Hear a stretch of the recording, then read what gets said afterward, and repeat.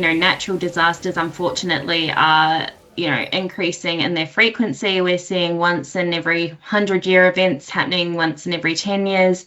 And these natural disasters not only are a challenge for the food system when they happen in terms of getting food to the right places and having transportation and refrigeration, but also in terms of food production, so making it harder and harder to grow with droughts and floods. And I think, we need to become resilient, and we need to do things in a different way that actually ensures we can continue to produce food.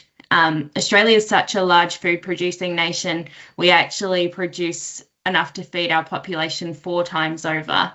And then just earlier this month, there were figures released that 1 in 3 Australians face food insecurity. And I just think we have such a long way to go. When you hear stats like that, it's this awful paradox that we really don't want to be our reality.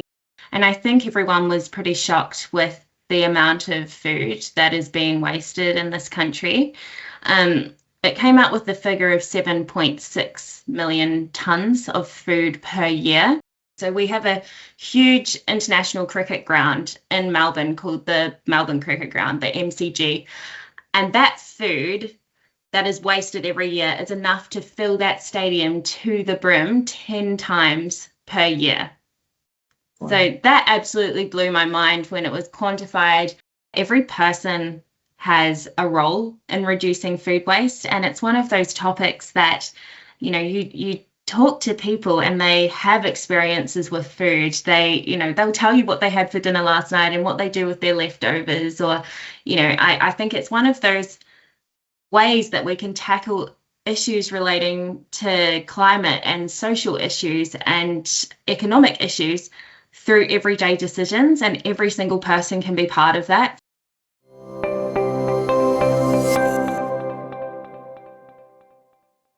Welcome to Don't Waste This, a podcast by WRAP, the Global Environmental Action NGO. This is a series about what we stand to lose if we don't fix the broken systems that we all rely on for our food, products, and everyday essentials, systems that still follow a wasteful take, make, dispose model. This season, we're focusing on food and the issue of waste. Around the world, families and friends sit down to enjoy meals together, ingredients and dishes that carry meaning, memory, and identity. But every year, around 1.3 billion tonnes of food never gets eaten. That's nearly a third of all food produced globally. And when food is wasted, it's not just nutrition we lose, but also the water, energy, land, and human effort that went into growing and producing it. The consequences are huge. Currently, if food waste were a country, it would be the world's 3rd largest emitter of greenhouse gases. Food is wasted at every link in the chain, from growers and retailers to our own homes. In this season, you'll hear from people on the front lines of change in the global Food Pact Network. Together, we'll explore how food shapes culture and identity, the challenges of food waste around the world, and how local action is building a global movement. We'll spotlight the solutions already underway and ask one urgent question: why must we transform our food system? Welcome back to Don't Waste This. I'm Talia Shalev, International Partnerships Manager here at WRAP, and I'm joined by Francesca Goodman-Smith from End Food Waste Australia to talk about the global food system crisis and what's at stake in Australia if we don't fix it. Francesca, thank you so much for joining us on the podcast today. How are you doing? My absolute pleasure. Thank you for having me. It's really great to have you, and also to bring you into the conversation and to represent Australia. We have had representatives from New Zealand already, so it's good to try and make this work in terms of the different time zones that we're working in, and to demonstrate that we are able to do this, thank goodness, because of all the high tech that we have post-COVID available to us. But first of all, before we get into the conversation to talk about the food system crisis and some of the other challenges that we're dealing with in our organisations, it'd be good to get to know you a bit more. So could you share with us who you are and what your role is at End Food Waste Australia? Absolutely. So firstly, I am joining you from Brisbane, Australia, and I would like to acknowledge the traditional owners of the land that I'm calling you from, the Yagara and the Turrbal people of Meanjin, Brisbane. So, yeah, I'm very lucky to be based here in Australia and working at In Food Waste Australia, which is a large public-private partnership dedicated to food waste reduction across the country. And you're not actually from Australia, as I understand it. No, that's correct. So it's quite interesting, actually. Caitlin, who heads up the New Zealand initiative, is from Australia, and I am from New Zealand. So we had a bit of a running joke going that we sort of swapped roles and swapped countries. It's good that you managed to find each other's roles in each other's countries and yet can still stay so connected as part of the Food Pact Network. Definitely. I mean, Australia and New Zealand are very, have their unique attributes, but are also very similar in many ways, the way that businesses operate and even the same businesses operating across the two countries, and cultural practices and some of our beloved foods are also shared. Which she also made reference to as well, which we really appreciated. And I suppose we always like to ask our guests what food or ingredient matters to them or represents their country. Caitlin did that for us by referring to the Sunday roast, which is, for Kiwis at least, a very traditional meal, which we also share in the UK too. So I guess if you wouldn't mind today sharing with us what you would say represents Australia when we think about tradition, culture, food, and or ingredients. Yeah, sure. So I do feel a little bit unqualified to answer that question, being from New Zealand. And I don't know if Caitlin mentioned, but we also have a few great food debates that go on between our two countries around where certain dishes originated. For example, the pavlova, which I think the jury is still out on whose dish it is. However, both of our countries have a very rich historical food culture that began a very long time ago with the First Nations people. So here in Australia with the Aboriginal people, food, looking after the land and really connecting with nature and how food is grown is something incredibly important and transformative in the culture. And there's native foods such as kangaroo and emu and plants like bush tomato and wattleseed that have been used and consumed for a very long time and are still part of the modern Australian food scene as well, which is fantastic. We also have a very rich multicultural community here in Australia. So we have a lot of food influences from around the world, from Europe to Asia Pacific to the Middle East. So it's fantastic to see a broad range of food celebrated here. I mean, I can remember when I was very lucky to spend some time living in Australia almost a decade ago. And I can remember my first time trying kangaroo. As someone from the UK, we don't necessarily have that type of what I would call exotic meat available to us. And it was quite the experience. Would you say that that's part of your everyday diet or your regular diet, kangaroo and emu? I think it depends on the individual, of course. But there is, a big kangaroo production, rearing and wild harvest of kangaroos in Australia. Even though they're a national animal, they also are very bountiful in numbers. So they are available to purchase at supermarkets, and we're actually doing a food waste reduction project on kangaroo at In Food Waste Australia, where we're helping to maximise utilizing all the meat from the harvest and transforming some of the lesser used portions into new products. With the national dishes, we recently completed a project on converting rescue food into shelf-stable meals that can be transported to rural and regional communities during disasters to make sure that communities are not cut off from food supply and have access to healthy and culturally appropriate nutrition. So when we developed that range of meals, we actually did a lot of testing with communities to understand what flavor profiles they wanted and what food would actually do well in terms of being freeze dried and then reheated again. So in that range, we had spaghetti bolognese and a chickpea tagine and a Asian-inspired noodle dish. So that kind of reflects our multicultural communities as well. And I'm curious to know, in terms of how that project has been received by those living in rural communities, have they been able to feed back in terms of what they've appreciated or enjoyed most in terms of the cultural representation that this project has allowed for them to access? Yeah, so I think one of the key things is that for communities such as Wudjil, which is in far north Queensland, they can be really affected by natural disasters such as Cyclone Jasper, which happened a few years ago, and power's cut off and refrigeration isn't available. And so the range of food that is, shelf stable and able to be consumed during those times is not necessarily very nutritious. It's definitely not, celebrating vegetables and meat and, other really, nourishing and delicious ingredients. And so I think it was really transformational in a way that these meals can be stored in preparation for a disaster happening. So not only is it providing access to food, but it's actually looking at the nutritional profile as well.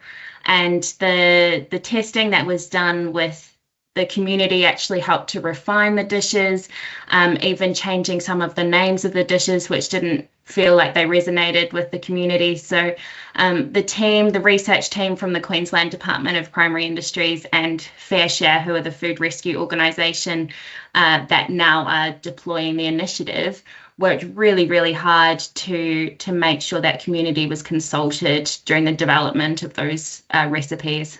That's brilliant. And is this something that you expect to roll out into other communities across Australia, or are you going to keep it to Queensland for the time being? Absolutely. It's for all of Queensland, for all of Australia, and also, could be utilised globally as well. The recipes were developed specifically to be, utilised foods that were commonly donated in Australia. And common surplus foods that arise during gluts of production as well, so that we can make sure we're not only addressing food security, but we're also addressing food waste and food surplus challenges. So those recipes might be modified in different countries, but the same processing techniques can be employed in order to extend that food, which often is, highly perishable, like fruits and vegetables, into long shelf life products. Amazing. So you've already started to give us a glimpse into what it is that End Food Waste Australia are doing. But for those that are unfamiliar in terms of what a food waste voluntary agreement looks at or is looking to achieve, can you give us a quick overview of what are the kind of activities or the overall aspects that End Food Waste Australia are trying to drive in Australia at the moment? Yeah, absolutely. So we are an organisation that has 4 foundational pillars to it. So the first one is research and development. So we've been running a research centre for about 7 years in partnership with industry and universities and research organisations across the country to build the evidence base to food waste reduction. So where we need new innovations or where we don't have answers to fundamental questions such as how much food is being wasted in various different parts of the supply chain, we can commission research to get those insights in order for us to implement. Then the second part around implementation is the Australian Food Pact, which is under our industry action pillar. So this is where we really take those insights from research and development, from industry, from what we're hearing in communities, and then help to assist industry in rolling out different initiatives, measuring their food waste, committing to targets.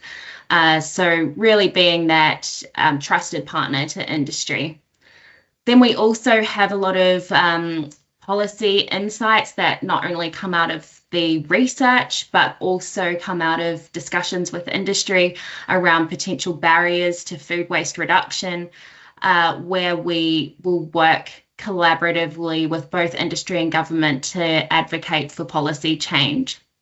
And then the final pillar of our organisation is around the consumer, as we, us in the sector know that consumers are responsible for a significant portion, around 50% of food waste in Australia, and it's similar figures for other countries globally. And so we are running a consumer awareness campaign called The Great Unwaste. That was actually informed by our research and development pillar as well. We did a big study on household food waste, which distilled 7 key behaviours to help consumers reduce food waste, and now those behaviours are embedded in this nationwide campaign. And in terms of your role within End Food Waste Australia, is there a particular area that you head up or a role that you have moved into? Yeah, so at the moment, I am director of the Research Development and Extension arm. So our cooperative research centre, we've got around 57 projects that are currently running through that, and we've already completed 80. So it's a huge portfolio of projects and really diverse, exciting part of the organisation. And at the moment, I'm also overseeing the industry action area of our organisation. So that's home to the Food Pact. And I've been able to learn a lot from colleagues internationally, as well as my team here in Australia, around how the Food Pact operates, how to work with businesses on some of these really gnarly, nitty-gritty issues that not one business can solve on their own. Absolutely. And speaking of gnarly and statistics, is there a key fact or a statistic that comes to mind when you think about how we illustrate what the challenge of food waste is in Australia for those that maybe are unfamiliar with it, both within Australia and outside? Yes, there is. So in 2021, we published our national food waste baseline, and I think everyone was pretty shocked with the amount of food that is being wasted in this country. It came out with the figure of 7.6 million tonnes of food per year, and they converted that, and it's quite an Australian sort of centric visualization, but I'll try and describe it to you. So we have a huge international cricket ground in Melbourne called the Melbourne Cricket Ground, the MCG, and that food that is wasted every year is enough to fill that stadium to the brim 10 times per year. Wow. So that absolutely blew my mind when it was quantified and then put into a visual like that. You think about that whole stadium packed with food waste, and you do that 10 times over. And this statistic, when were you able to capture that baseline, and have you seen a reduction since you managed to measure that baseline? So the baseline was published in 2021, utilising 2019 data. So it has been a significant portion of time since that was done. We're actually in discussions at the moment around what it would take to redo that baseline. As far as End Food Waste Australia goes, we measure our initiatives. So we have an annual reporting process with the Pact where businesses report back voluntarily on their food waste produced. And that's a really great process where we are seeing year-on-year reductions that businesses are able to achieve. But we don't yet have that national picture again of, how is that being reflected in Australia's country footprint. And working with those businesses and with the rest of industry to capture that data is so incredibly important, as so many of the other packs have told us across the podcast, and as we know in the network. I'm curious to know, when we think about those native ingredients and those foods that you mentioned earlier, are you able to easily see how much waste of those items was seen when you measured that baseline? Specifically, I'm thinking about kangaroo you mentioned, we're now looking at carcass utilisation as part of that. Was determining the baseline an activity that helped you to really identify the key commodities that are being highly wasted in Australia? So I think the baseline is only as good as the data that's available and the sectors and businesses that engage. And we haven't really delved deeply into all food groups. So I think we utilize sort of more traditional food categories that are comparable on an international level. So foods like kangaroo or wild harvest foods weren't actually counted in the baseline. But that is definitely an area that obviously we don't want those foods being wasted, and we want those foods to be celebrated and part of diets and cultural practices as well. So it's perhaps something that we can consider going forward. I'm really curious to know a bit more about the whole carcass utilisation project that you mentioned. Was it End Food Waste Australia or a particular business or industry representative that came to you that wanted to look at this as a potential intervention opportunity?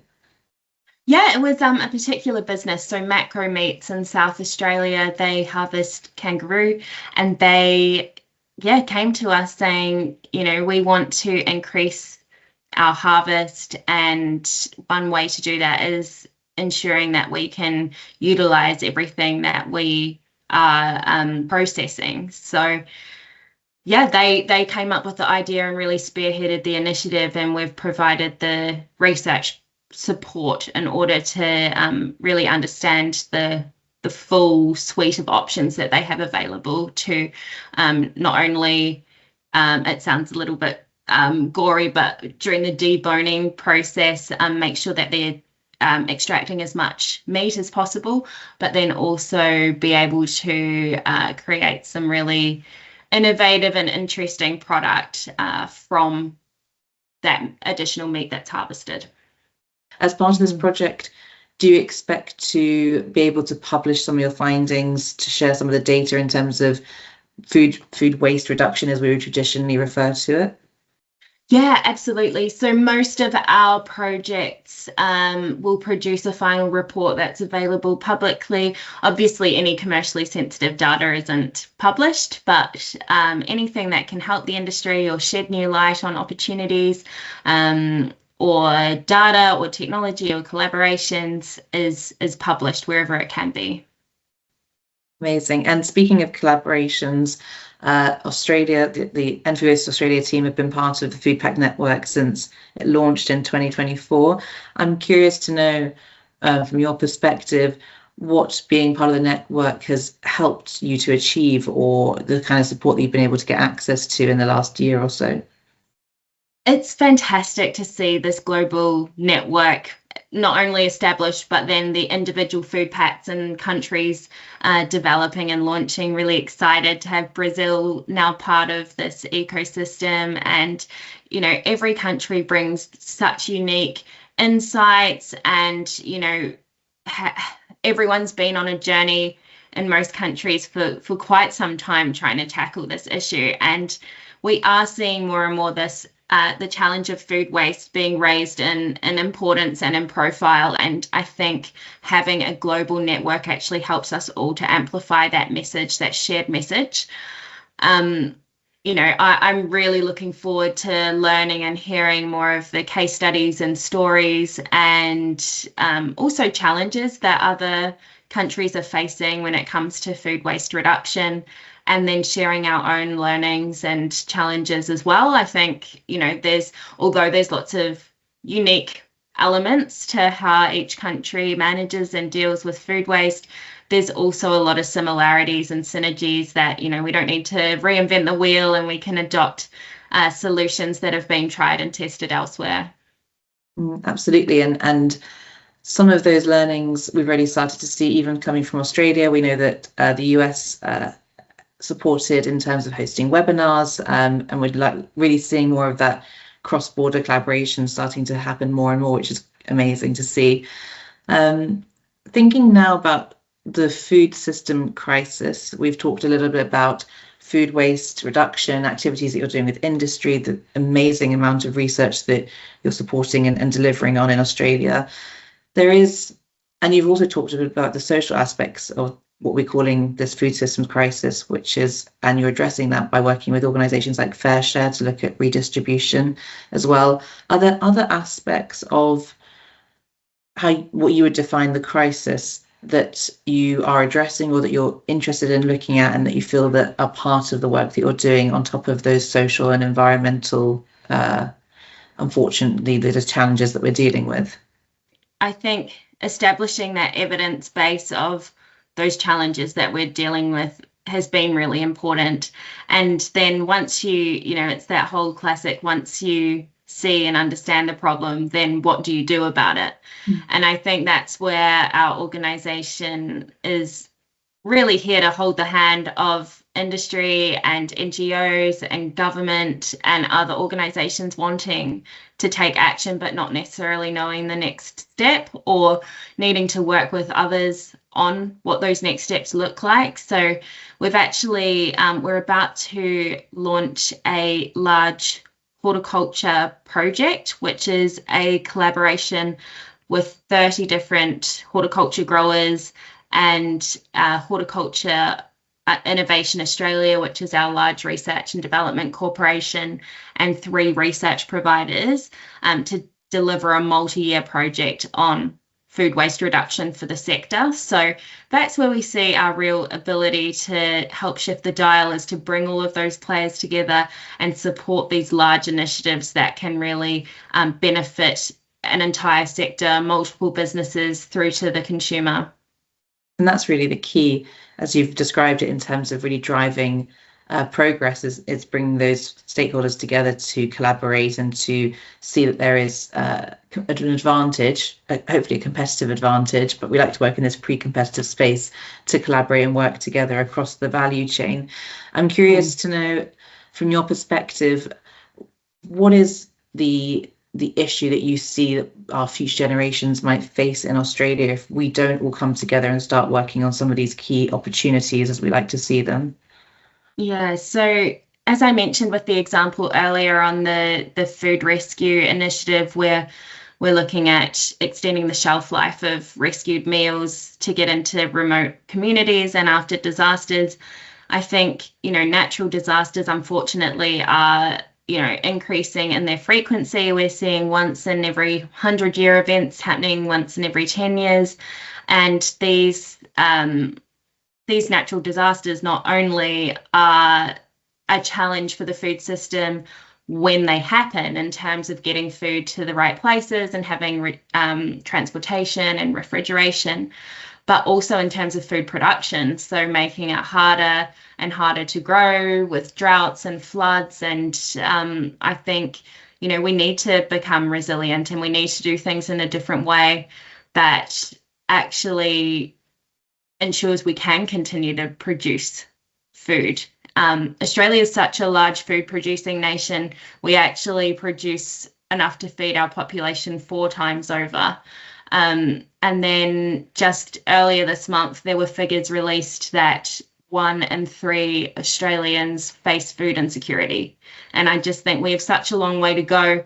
When you hear stats like that, it's this awful paradox that we really don't want to be our reality. So the more that we become aware and work together to take action, I think the better.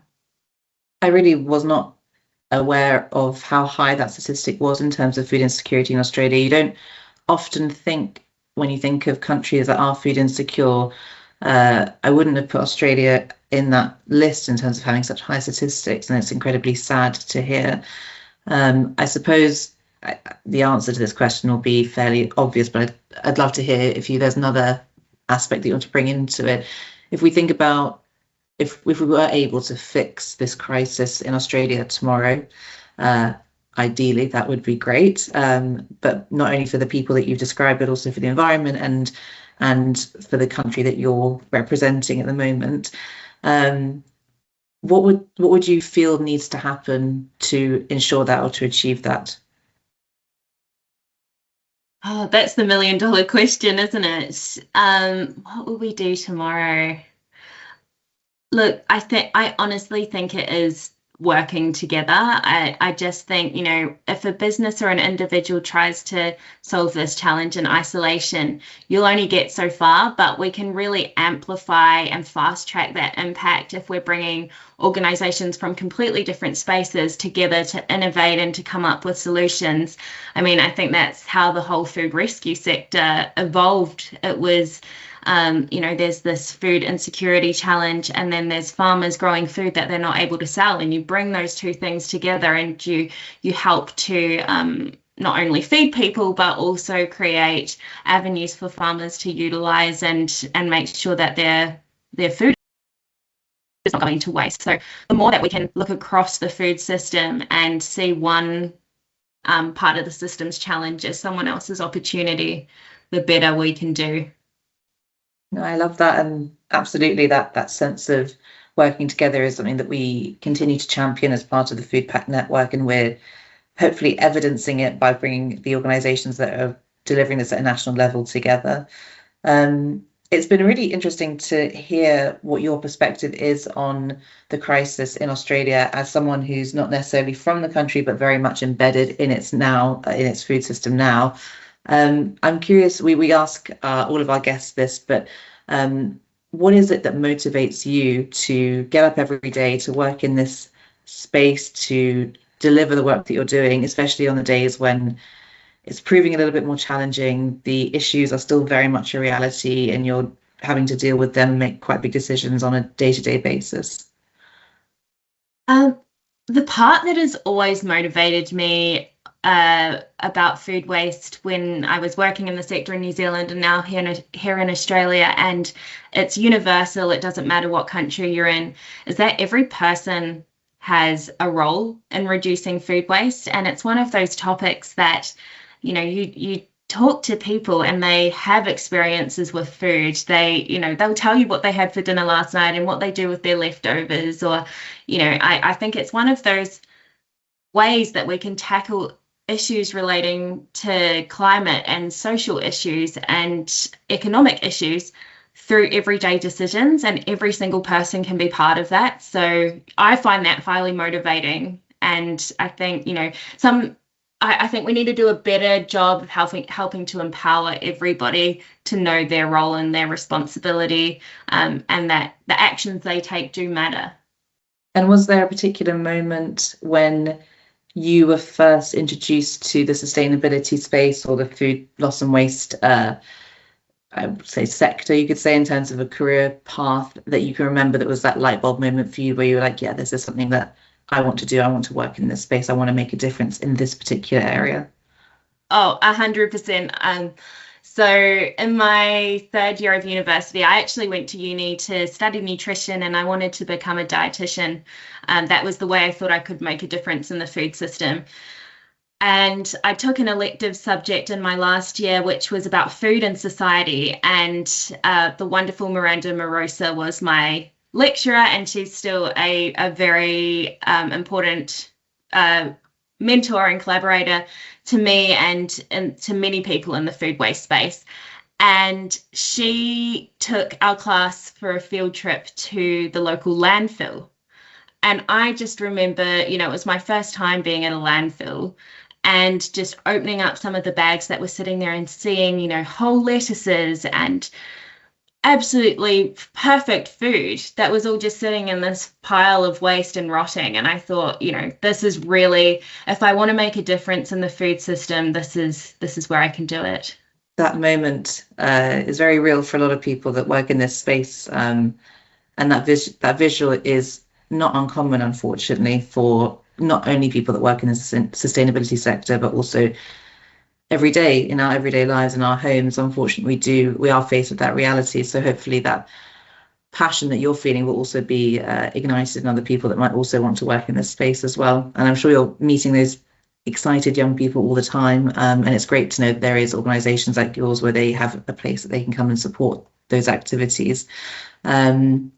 Well, thank you for sharing that with us, Francesca. I think that just the last thing that we would like our guests to try and do, it's a difficult task, but what we ask is whether you're able to share with us in 10 seconds, hopefully, if we can, keep it to 10 seconds, what do you think the most urgent message is that people should hear to make sure that we understand why we need to fix the global food system crisis as you understand it?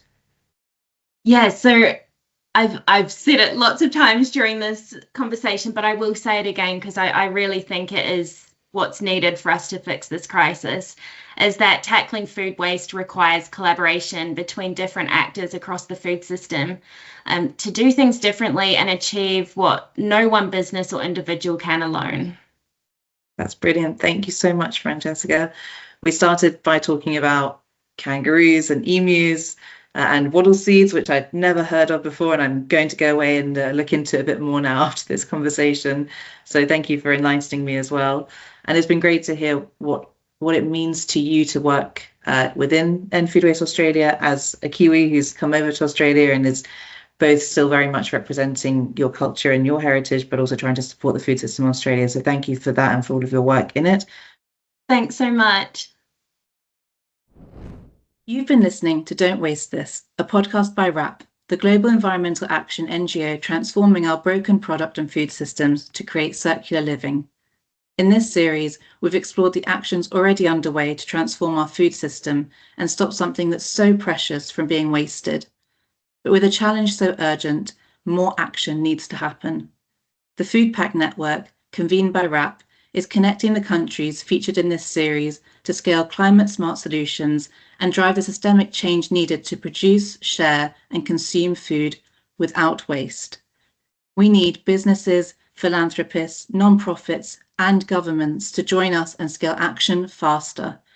Discover the impact we're already having and find out how you can take action to transform our food system by visiting WRAP's website.